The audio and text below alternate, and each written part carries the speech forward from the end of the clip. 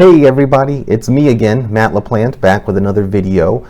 This time we're going to do it on an article I wrote, it was about a year ago now, called The Wisdom of Cons. So for those of you who get my newsletter, The Efficient Frontier, emailed out to you, this may be a little bit of a rehash. So because there's a lot of volatility and questions in the market, I thought it'd be good to make a video on this now. And the con I'm referring to is not this con. That con is the mortal enemy of James T. Kirk.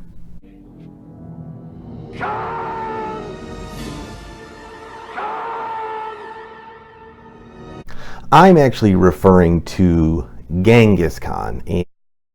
And Genghis Khan was a brutal warlord back in the 1200s who ruled over much of Asia, almost all of it, and did so with nomads or hunter-gatherers, not with what you would call a classically trained military. And he himself was a hunter, and so maybe that's part of the reason why he had so many hunters is because they learned a skill in hunting that actually translated very well into or onto the battlefield. What they would do is when they would go out hunting, they'd be on horseback and they would surround the animals they were looking to hunt and subsequently eat, and they would surround them but leave an opening. And the idea was they'd surround them, make a lot of noise, scare them, and effectively funnel them through that gap, because that gap made it very easy for them to slay the animal and eat it. So they actually used that in battle very, very effectively, where Khan's army would be, in some instances, was smaller, a very small or a much smaller army than the army he was going against, which is in some cases significantly bigger. They would use that same premise, funneling that larger army through and slaying them and winning the battle or war. So what this has to do with the investing / economy is that we currently are in a volatile time. And the financial news media, which is where most of us get our news related to the economy or investments and things, it's like everywhere you look, there's negativity. Something negative is coming at you. And I mean, literally, oh no, bad Trump tweet. Oh no, okay. And then oh no, over here we got trade wars. That's a problem. Oh no.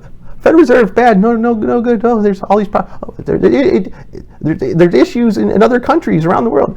So we see these things coming at us all the time, and so naturally we get frightened or we get nervous.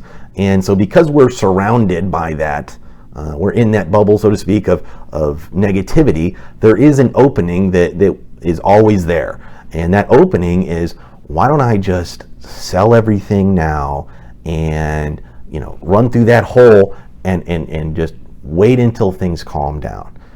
And the problem with this is that there are other people in the world who understand what's going on. They can actually see through the noise that we're hearing through all the financial news media, and they go, well, hold on a second, unemployment is at record lows, wages are still rising, companies are still growing at a good rate. So there's a lot of positive influences on our economy. They think, well, things are going to continue to go. So what they're seeing is fear, and your investments were here that they're wanting to buy, and now they're down here. So they're effectively, because of people being scared, can buy their investments on sale. And that's a deal that people love to make in the investment world. So with that being said, I guess to kind of wrap this up, is that just like Genghis Khan and his army made a lot of noise, even though it may not have been as big of an army as we would have thought, and the data, there's more of that in the middle. It's a bigger army of data showing things are looking good than the edges that may not be so positive. And if we run through that hole, we may look back in the future and go, you know what, I missed the rebound, I missed the run back up. And as a result, it's going to make my financial goals a little more complicated. So the last thing we want is to be like James T. Kirk and his nemesis in the end saying, "Kirk!"